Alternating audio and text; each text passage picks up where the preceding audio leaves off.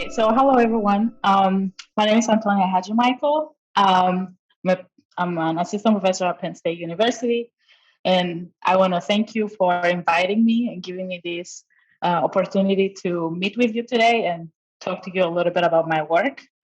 This is an exciting initiative that we've been working on for the past couple of years, so it's very nice to get the opportunity to do some outreach and talk to people about it. So the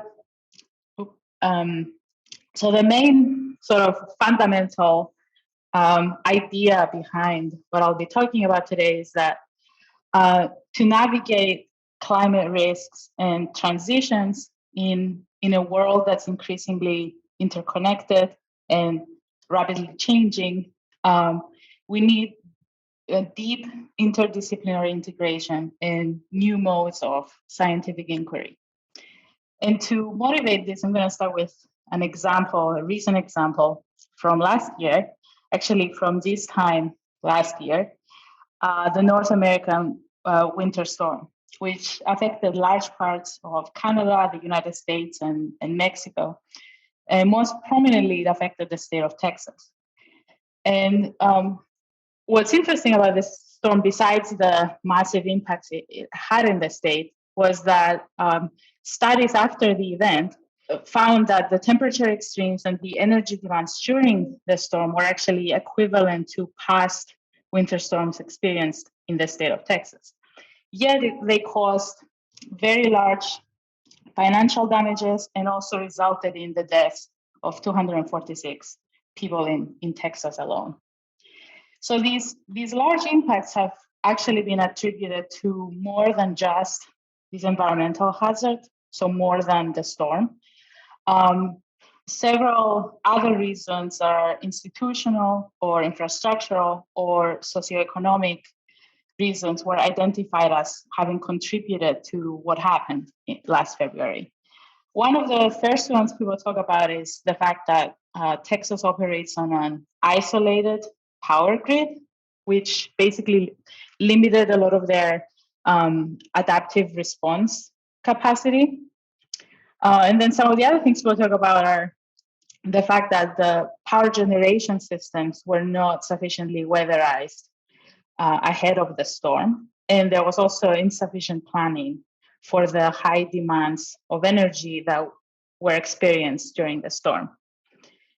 So what this resulted in was rolling blackouts across the state, which left millions of people without electricity, without water or food for several days. So what you see here on the left is a satellite night image of night lights in Houston on the left. And then on the right, that was before the storm, and on the right during the storm, you can see that there are large areas without electricity during those days.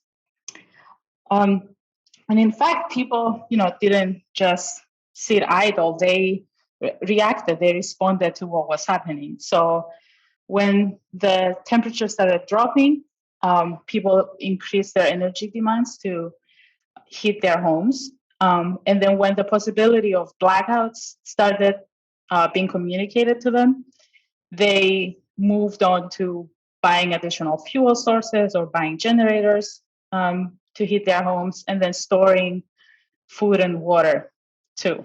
On the electricity company side, they also responded to the increasing energy demands by raising pricing to scarcity pricing, which basically meant it was costlier to use a lot of electricity, and that was to disincentivize high energy use.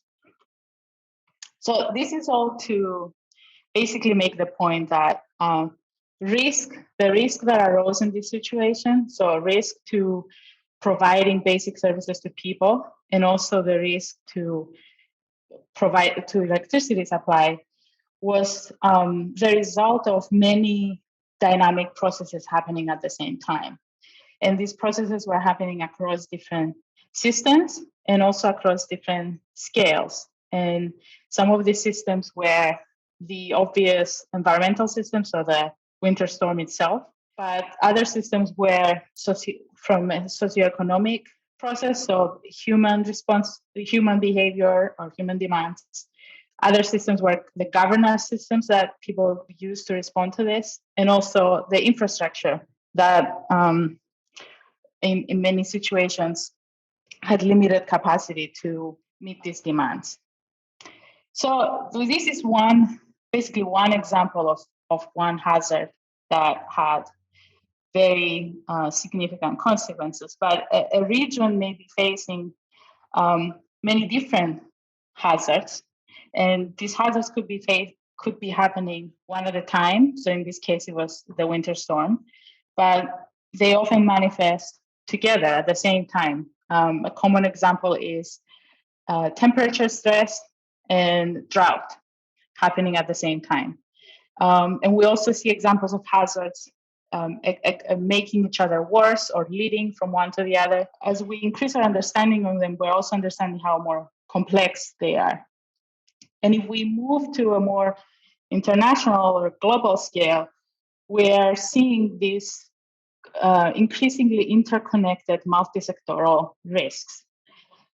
This graphic is from a report the World Economic Forum puts out every year. The report is called the Global Risks Report, and they create these network graphics of risks by surveying experts in different areas and asking them, what do you think is the most important risks facing global societies? And besides ranking these risks, they're also asked to identify connections with other types of risks or other drivers. And as you can see from the resulting graphic, it becomes a very tangled, messy map of connections. And we start looking at one type of risk, or we worry about one type of risk, say extreme weather impacts, like the example I just gave. It's a little myopic to separate that out from all the other types of things that might be going on and shaping this one type of risk that we really worry about. And this is something that people have been talking about. So there is several promising frameworks that are already developed in the literature to help us understand interactions like this.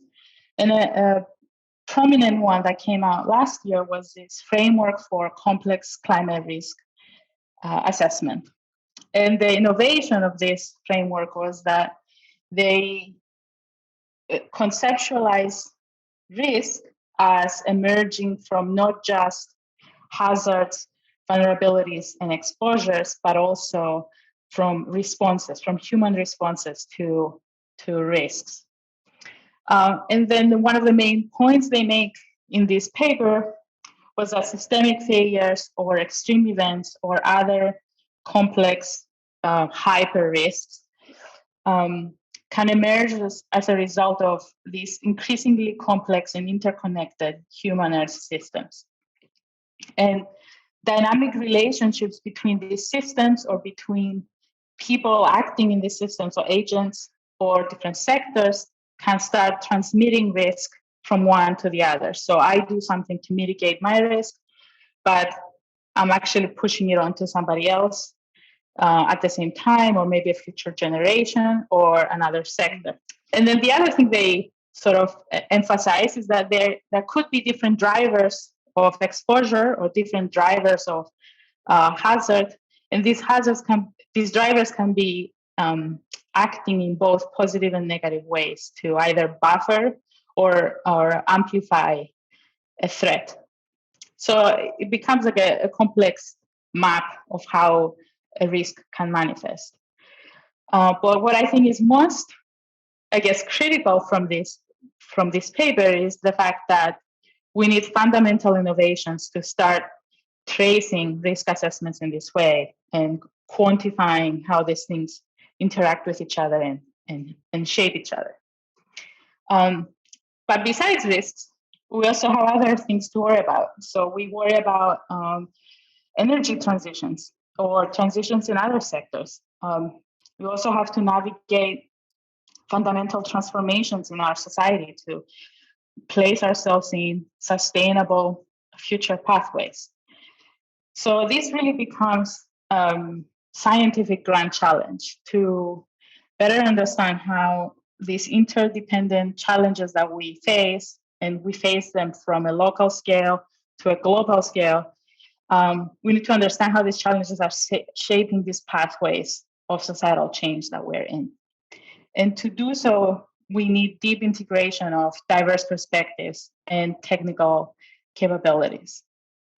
And some of these diverse perspectives have actually been talking about this for a while. So several communities have articulated some of these challenges in some way. Maybe they didn't use the exact same language or the exact same tools, but it's a similar understanding of things are getting increasingly complex, increasingly interacting. These problems are very difficult, and we need ways of addressing them. So we're not here to reinvent a new additional approach, but the opportunity here is more for this research to come together a little bit. So one of the biggest funders of basic research in the United States and also internationally is the Department of Energy, and specifically its Office of Science. And the Office of Science has created a research program specifically for multi-sector dynamics. And more importantly, they have committed some initial but sustained funding to create a community of practice to try and support research in this area.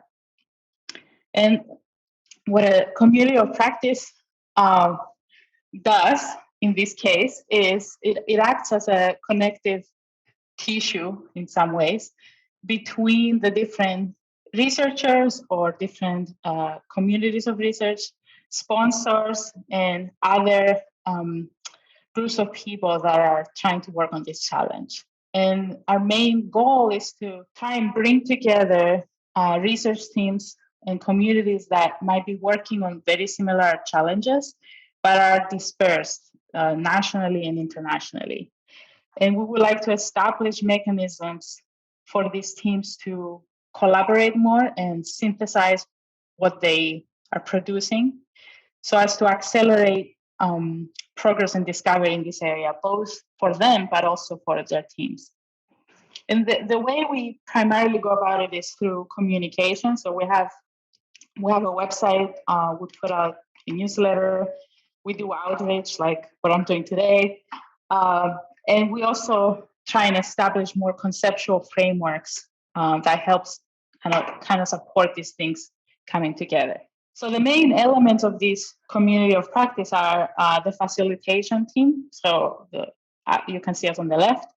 And then the scientific steering group, which is a group of researchers and scientists from universities and US national labs that came together to start synthesizing and establishing some common language and direction in this area.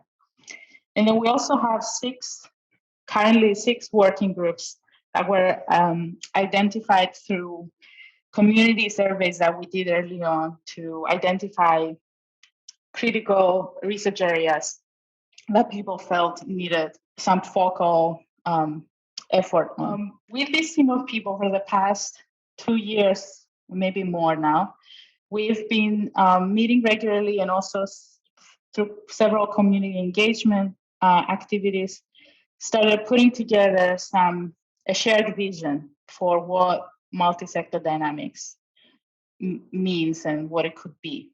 And we very recently put out this report two weeks ago to sort of outline a vision for multi-sector dynamics as an emerging transdisciplinary field. And the main objective of this report was to clarify the core vocabulary. So what is a sector? What are pathways of change? What does it mean? How should it be defined? How does it differ across different areas? And then also identify shared research questions highlight where opportunities may be so that we can increase our community's capacity to make progress in this area. So the easiest place to find this report is in the link I have here, and I can also put it in the chat. It's basically our website, Multi-Sector Dynamics, and then /vision. So the rest of this talk is basically the main products from this, the rest of this talk is the main points from this report, and then some more practical examples of what exactly I'm talking about. So first, some definitions. So what is multi-sector dynamics? We surveyed a lot of the literature because we realized very early on that people refer to different things when they say systems or sectors. So we try to keep the definitions flexible to in the nature of transdisciplinarity to not limit perspectives. But the idea here is that sectors are complex systems of systems that deliver services, amenities, or products that are critical to society. And you can think of the water sector or the energy sector or transportation sector. Those are just some examples.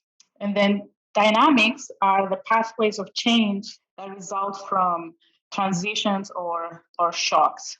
And these pathways of change, these dynamics, are shaped by interconnectedness between different systems. And they're also shaped by different perspectives that the people making the decisions might have, influences across different scales. So a decision being made at a local scale, in a city level, is really shaped by other decisions and pathways at a regional scale or at a global scale.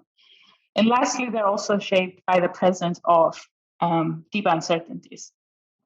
So multi-sector dynamics is really the study of how complex, built, natural, and socioeconomic systems may co-evolve in response to change. And it is, by definition, a transdisciplinary research area that seeks to advance our understanding of how human earth systems and the interactions between them shape pathways of change. And these pathways of change could be happening across scales and across different kinds of uncertainties.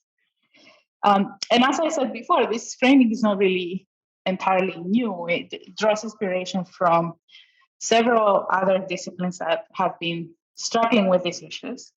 And one of the central disciplines we pull from here is complex adaptive systems, which view systems as interacting cycles of growth and disruption.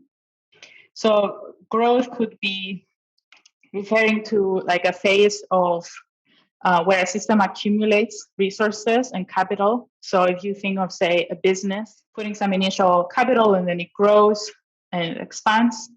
And then the second phase, a phase of disruption, could be the occurrence of a shock or some other transition that releases that capital to be reorganized into something else. So in the business example, that could be another business acquiring them, or dissolving it to build something else. So you're reorganizing that capital into something new. And these two phases of growth and disruption are fundamentally related to key system properties that we care about. So one of them is connectedness, which refers to the degree of organization or aggregation in a system, and it increases as a system grows and becomes more connected and organized.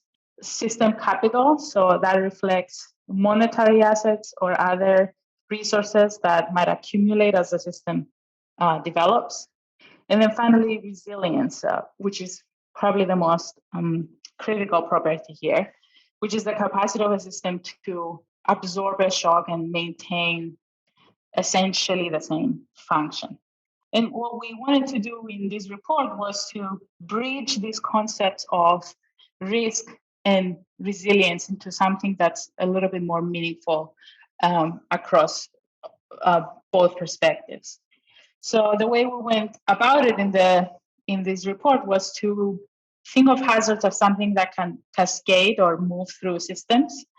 It interacts with drivers of vulnerability or exposure or response, but the presence of system capital and connectedness is really what shapes whether a system would be resilient to that hazard. So, that relationship can be both positive and negative. So, an example you can think of is increased capital. So, the increased capital could be something that increases my exposure because I have more capital exposed to a hazard.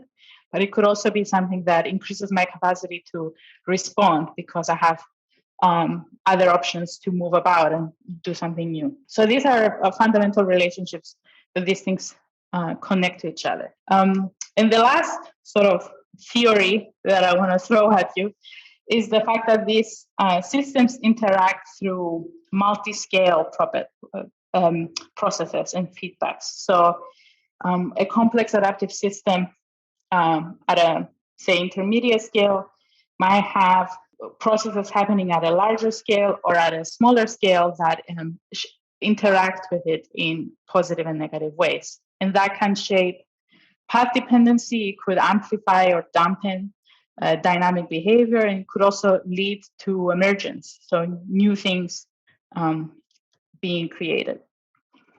So I wanted to use the last sort of third of my talk time to give you a more tangible recent research example of all this theory I've been talking about by just using some of my own work.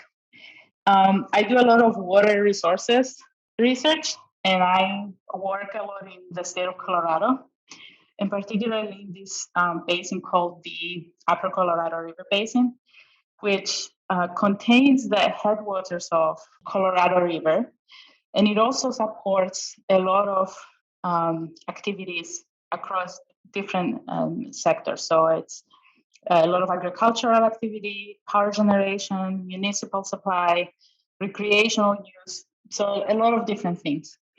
But what I think is most interesting about these basins in the Western United States is they are fundamentally shaped by their rules of governance. So people in Western basins need to get access to water. You need a water right to that water. And this is called the system of prior appropriation. And basically all the little dots that you see on that map represent a location where somebody can take water from the river. But to do so, they need to have a property right, much like owning land, that has a priority, a seniority to that ownership. So what this means is that the higher you are in this seniority line, the more, so the first you are in the line, and then possibly the more water you get to have. So in the case of drought, if I'm first in the line, I get to have 100% of what I need. And if I'm last in the line, I'll probably get nothing. So an event where water is low doesn't affect everybody the same. So what we wanted to see was how people in this basin might be affected in the future. So we worked with collaborators there to try and understand how vulnerable are these water users to future climatic stress or increasing demands and other things that are uncertain that might be stressing them. And then we also wanted to see which of these stressors are more consequential or more important for different users of water, and why are they different. And then we wanted to see if, in fact, these rights, this governance system that they have, creates asymmetries in how users are affected by things like climate change. Now, the problem with doing something like this is that you are projecting into the future and we don't know what the future is going to be. So you need some forecast of how things are going to change. And some of these things, particularly water demands, are notoriously hard to predict. So if you use a limited number, the 2, 5, 10 projections, these might not actually be representative of what will happen. So it's very hard to pick out a small number of things to simulate. So what we do instead is employ something called exploratory modeling, which basically creates large experiments of model simulations that represent a very large number of plausible things that might happen in the future. And then we simulate all this through a model to try and see, okay, what does the output space of possible things look like, and should I worry about this? So what this meant in this case, in this example in Colorado, is that we created an experiment where we changed little things, little processes from different kinds of systems. So, for example, from the environmental process perspective, we played around with hydrology. So we said, what if dry conditions, so what if low flows become lower, or wetter flows become wetter? Or what if there is more variance between annual flow? Or what if droughts are longer or shorter? And other things like the timing of snow melt. And then we combined those with different kinds of changes, like demands increasing or decreasing, or changes in reservoir storage, or the power plant in the basin not being operational. So we combined processes from different kinds of systems together in a large ensemble of 10,000 simulations for this basin to try and understand how they might affect users. And what we found is that, in fact, different users experience different things. So what I'll show here is 4 agricultural users, and they, under the same experiment, their water shortages in this case were very different. So if you compare what happened to them historically with what is happening to them under this experiment, we see very diverse results. So for some of them, they saw very little effect to their water supply. Some of them saw a very large effect to their water supply, so they were short of water a lot more, or for larger quantities of water. Some of them were better off, which was unusual. And some of them had maybe very few shortages historically, and now they're just having much more extreme. So it was really a mixed bag of results, and it highlighted the complex nature of these systems. And then the second question, if you remember, was, okay, which of these uncertain drivers are affecting the different users? And what we found is that also different kinds of drivers are shaping their impact. So some of the users were affected more by environmental processes. So say stream flow in the river getting drier, but some of them were more affected by socioeconomic processes, so irrigation demands increasing. So we saw a complex map of how these things are affecting these users. And this was published almost a year and a half ago now. And what we're currently working on is really expanding this. And this is my last couple slides here, to consider how humans are responding to what is happening to them. So what I just showed was more how a hazard interacts with people's exposure and vulnerability to have some impacts to them. And those impacts are very diverse and different, but we never really simulated any adaptive capacity to what is happening to the humans in the basin. And in fact, they are adapting. They are buying and selling water rights to safeguard their own supply. Or the state and different local authorities are encouraging conservation efforts to reduce demands. So people are adapting, and we need a way of capturing that in our assessments. So the way we are going about it is by creating hypothetical rules, behavior rules that could apply to different users and scale their demands in different ways. And these are, it's 600 hypothetical rules that are affecting every user differently, depending on what kind of rights they have or the hydrologic conditions they face. So we combine this with a large number of hydrologic conditions, so the environmental stressors, to try and see how does this adaptive capacity change things. And what we are finding, so these are some preliminary results that we're still going through, is that this adaptive capacity does have a positive effect on increasing available water in the river, especially during drought periods. But this effect is also limited under increasingly stressed conditions. So this adaptive capacity might be good now, it's good enough and it's helpful, but if I start putting increased stress on this system by having drier and drier flows for longer and longer time, then at some point, we cannot really do that much more. So we're still working on this. There's probably going to be a paper sometime this year, later in the year. But I'm going to end here, and I'm going to just put this slide up and thank you for inviting me. Thank you so much, Antonia. Thank you so much for the presentation. Let's move on to questions. So I have a few questions already here. So Victor, please, you have a question. Currently, I live in Monterrey, Mexico, so we have here a problem of water scarcity. This problem has been commonly cataloged as a problem of just natural resources, maybe. I believe it's more complex than that.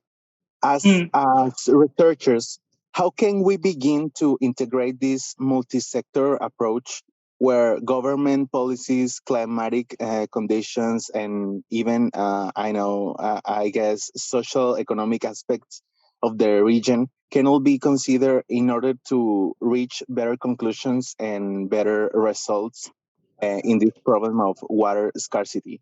And also, what do you recommend to start this integration process, even with the other fellow researchers that are very, I don't know the word, but it's like antipathic.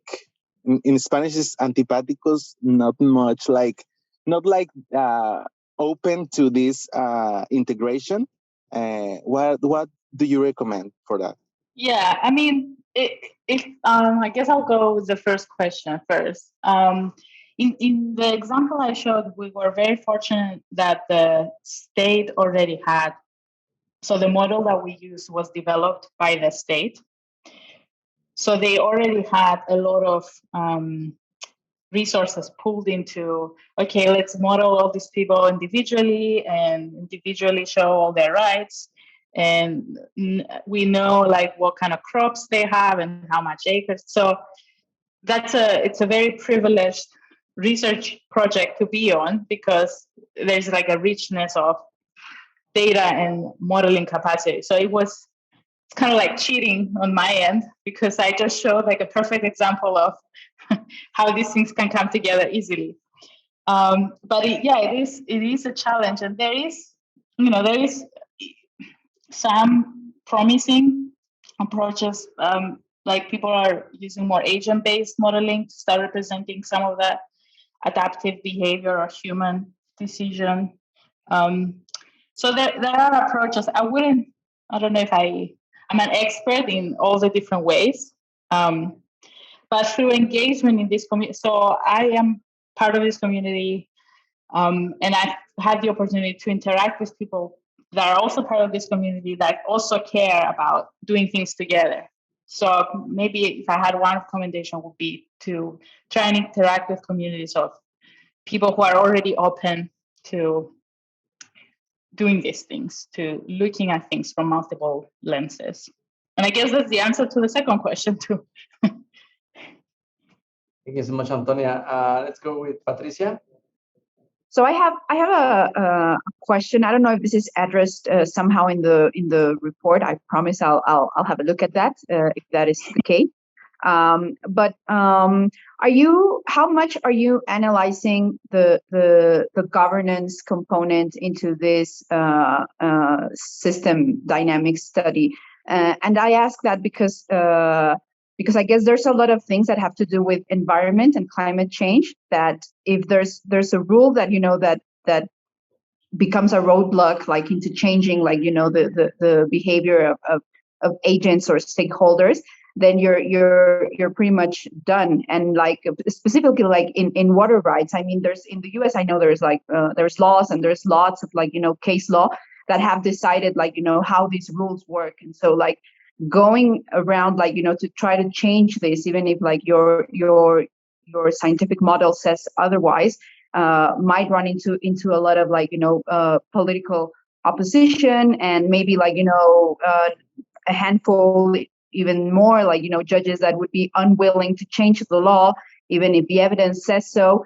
And so the reason I'm asking this specifically is because I'm actually doing my PhD in like law and technology, and trying to integrate some components of complexity science into that.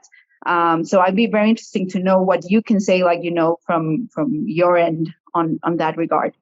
Yeah, I think it's a great point, and actually it's a very big challenge, especially if you are trying to consider governance at different scales. So in this case that I showed was a basin, and they modeled the specific implementation of this law, the water rights doctrine. But if I want to start simulating how governance is shaping, say, climate change mitigation across, say, the state, and then across, say, the country, or the European Union, or something bigger and bigger, then we don't really have. I mean, I'm sure some people are modeling these things, but we don't really have very good models that do these things across scales. And especially we don't have models that do these things and also simulate what happens in the water and in the energy sector at the same time. So I think you hit a point that's like a critical challenge right now in this area. I know some people are trying to do this work by, I guess, agent-based models that I brought up before is one example of individual or like low-level decision-making, and then maybe try and abstract that with other rules that are higher scales. But yeah, I think that's a very good point, and it's an active challenge. Yeah. Is there any other question from the audience? If not, let me take a stab at a couple of questions. So Antonia, you present like this multi-sector dynamics approach. Which, it's like really ambitious, right? Because you're looking at all these systems of systems. So one of the things I was thinking is the time window of how we are able to see that the dynamics of those systems of systems unfolding. My impression is that it's generally very long. So, like changing one system propagates into another, and then that, produces like change in another. So yeah, the question is, do you hear me now? Hello?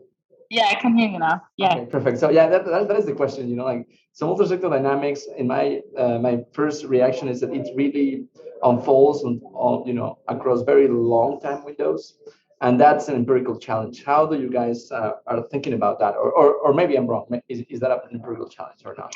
Yeah, I mean, yeah, it is a challenge, and there is also work now of trying to combine models that are working on different scales. So it's not just the time scale, but it's also the spatial scale. So maybe I have a good model that's representing this very well, and this is part of the world, and then I have a global model that's maybe in a slower time, larger time scale, larger spatial scale.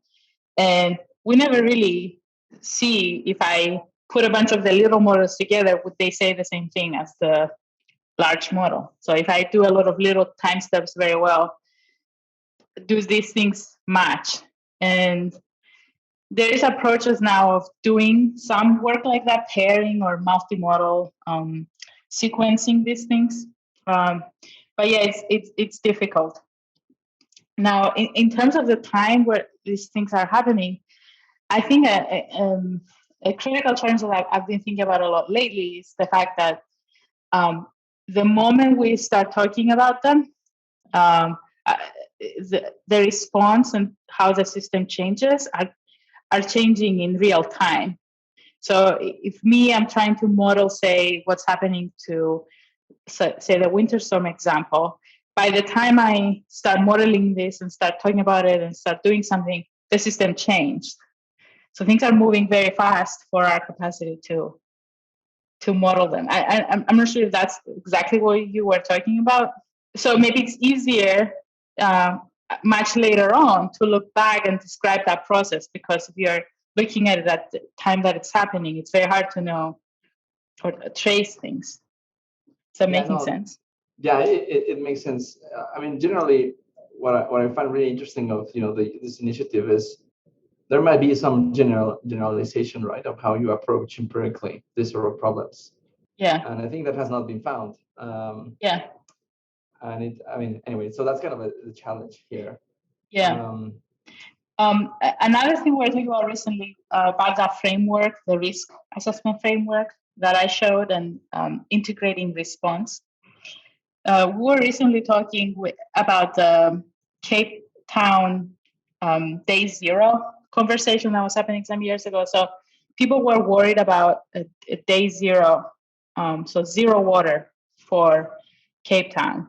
But the fact that they were talking about it and responded to it basically meant that day zero never came. So it would have come, but people responded, and the moment the analysis and the projection comes out to the real world, people respond to it. So your model is no longer capturing what is happening, because what is happening changed as a result of what you did, of our simulation. So it's very hard to start. Your reality is moving much faster. So if you want to do something at a very quick time scale, I think I don't know. I think it's a very big challenge right now. I have more questions, but before is there any other questions on the audience? Feel free to unmute yourselves or just raise your hand virtually. I have a very specific question. It's about when you're talking about water. Well, we inevitably have to talk about water use, and this depends a lot on the human behavior. In which sector do you analyze this consideration of the human behavior to this multi-sector work? Did you say in which sector? Yeah, I'm thinking in maybe natural resources, or maybe something more economic, or maybe in government. I'm not sure. Yeah, so the way we abstracted it was very simplistically. So we just basically said, what if demands in agriculture go up or go down by a certain amount? So it was very uniformly applied across the agricultural sector, or across municipal water supply, or industrial. It was industrial use, the third one. And it was done very simplistically, because everything, it was just so many things going on. Now in the expansion I showed at the end, we're just trying to be a little bit more intelligent about how we do this. So we're focusing just on agriculture, which is where most of the water use goes, and we're trying to show or consider a large number of hypothetical alternative behaviors. So we're not really saying this is what will happen or it's more likely. It's just saying, okay, if these people decide to start adapting in all these different ways, what does this mean? And we're now faced with the challenge of trying to make sense of all these things that we created. So 600 rules for 350 users for 1,000 hydrologies. So it became a very large problem that we now are churning through the data to make sense of it. So that was our way of approaching the human behavior. But there is other people who try and model the human behavior in maybe a closed loop control kind of perspective. Perfect. I think we have time for a couple more questions. If there's no one right now, I noted one thing that I want to learn more about. You mentioned, for example, in the report that you guys identified like key research questions for the multi-sector dynamics framework. Can you tell us a little bit more about like what are those research questions? I mean, like, where you guys see this thing heading? So a lot of them are questions about incorporating human behavior across scale. So the question that Victor just brought up. So how do you model humans adapting to things? And the uncertainty around that is very large. And then we're also limited in the way we represent different scales and at different locations. So I said the example I showed is a very privileged example because that's a place where they decided to put a bunch of money and resources into collecting data and making models. But that's very unique. If you move to the next state over, you won't find the same model, let alone if you move across the country or across the world. So these are very big challenges in doing this sort of work at scale. Other things that I think are, I guess, big questions are the issues of path dependency. So we try and understand how we talk of, say, of adaptive pathways. So when we try and put ourselves in a pathway that seems pretty good, but what does that pathway look like if it's a multi-sectoral pathway? And what if people have competing ideas of what that pathway should look like, and they keep transforming each other's pathway or dynamic behavior by, moving the system in one way or another? And I think those are modeling, but also conceptual challenges of we don't really have very good descriptions yet. And hopefully this is just a step to kind of help organize some of that effort. Thank you, Antonia. I don't know if there's one more question here in the audience. Don't be shy. Feel free to shoot. Friendly shoots.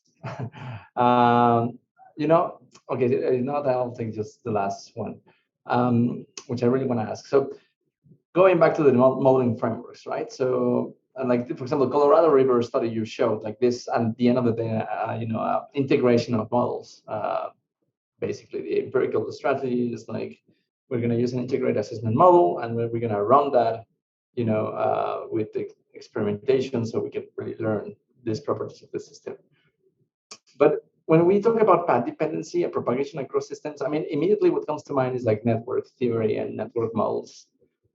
And having done that work myself for a decade now, sometimes I wonder if not the best conceptual way of doing this is thinking these systems as networks that start, having more structure. Like, I mean, there's process known as structural deepening, or like some of these networks. I mean, that's a concept that has been well developed for over a century or so. Like, can be autopoietic, right? Like, they can create their own structure, and that's been simulated and so on.